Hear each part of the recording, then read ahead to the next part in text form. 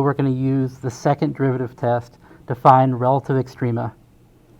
Our notes in the previous video said that if f prime of c is equal to 0 or it fails, and f double prime of c is less than 0, then f of x has a relative max.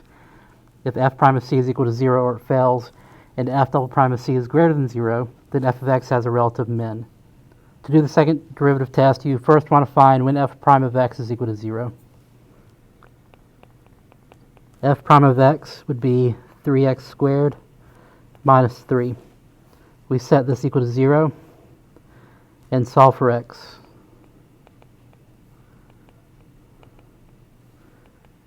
I find that x is equal to plus or minus 1. These are our critical points.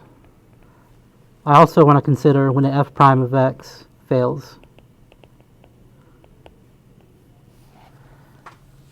Since f of x is a polynomial, polynomials never fail and their derivatives never fail.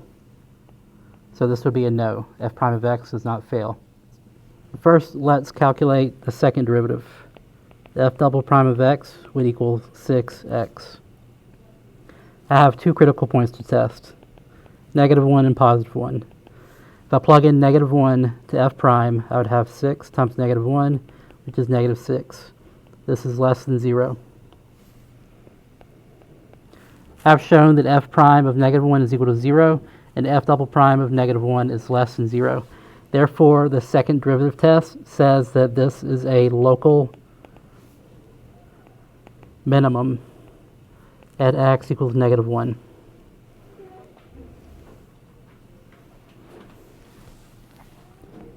Now let's try the other critical point, x equals +1.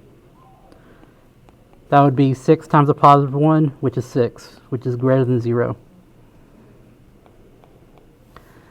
So I've shown that f prime of 1 is equal to 0, and f double prime of 1 is greater than 0. Therefore, the second derivative test says that I would have a local